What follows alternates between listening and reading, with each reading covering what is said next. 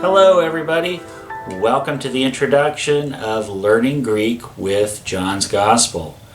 We're going to take a different approach to learning Greek. So if you're brand new to Greek, that's perfect. If you've done Greek in the past and you wanted a refresher, welcome.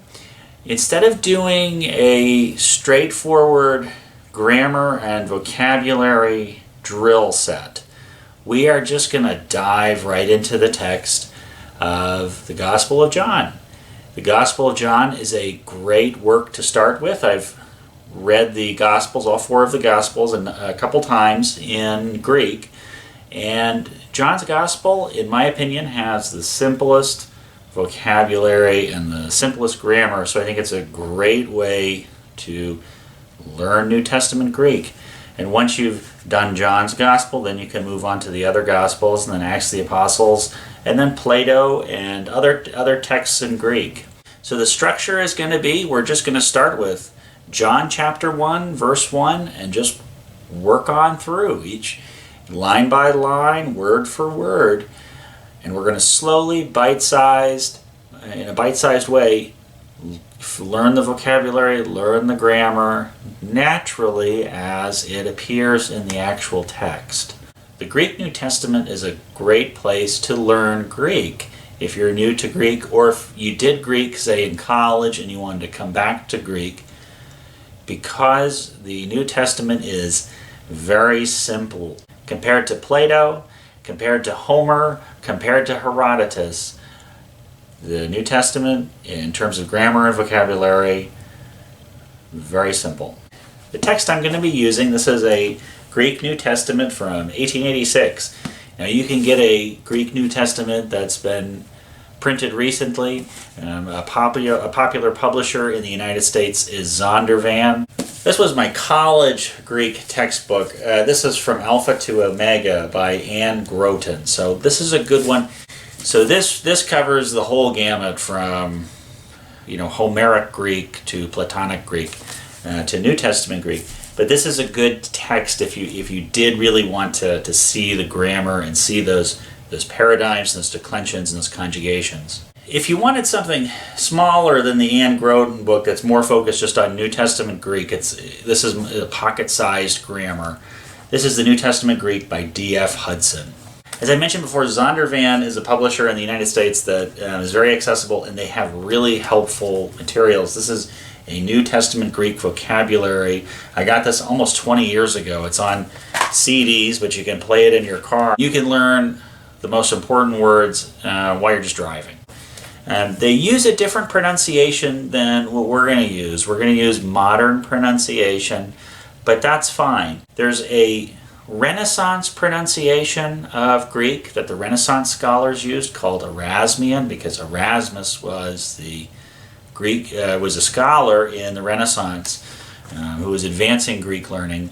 And then there's modern Greek.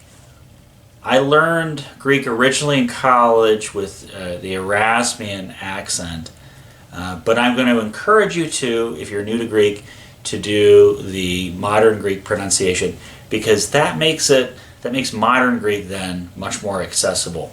Oxford makes a pocket classical Greek dictionary, which would be very useful for New Testament Greek. And so, sometimes people think that, ancient Greek, ancient language, these materials have to be really hard to get. And the truth is, nope.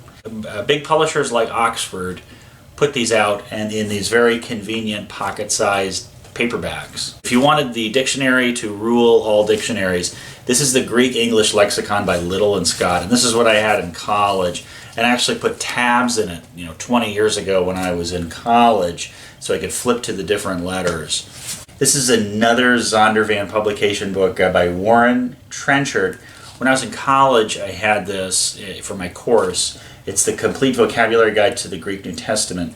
At the time, I preferred the regular dictionary because you almost had to look the words up twice. However, it has section 2, a frequency list of words. And what it does is it lists every single word in the New Testament by how frequently it appears. And I can tell you now, this is my favorite grammar book for Greek New Testament. If I had to pick one, this is the one I'd go with, Warren C. Trenchard, Vocabulary Guide to the Greek New Testament. The frequency list alone is worth it because you can just start from the top, the most frequent words in the New Testament, and then work your way down. So it's a great way to learn high-impact words fast. What we're going to do in Lesson 2 is go through the Greek alphabet for those of you that are new to it. Don't be intimidated by the Greek alphabet. You'll be surprised. Most of it is just like the Latin alphabet that we use, and the Latin alphabet that we use comes from the Greek alphabet. So most of the letters will actually be very close to what you use today.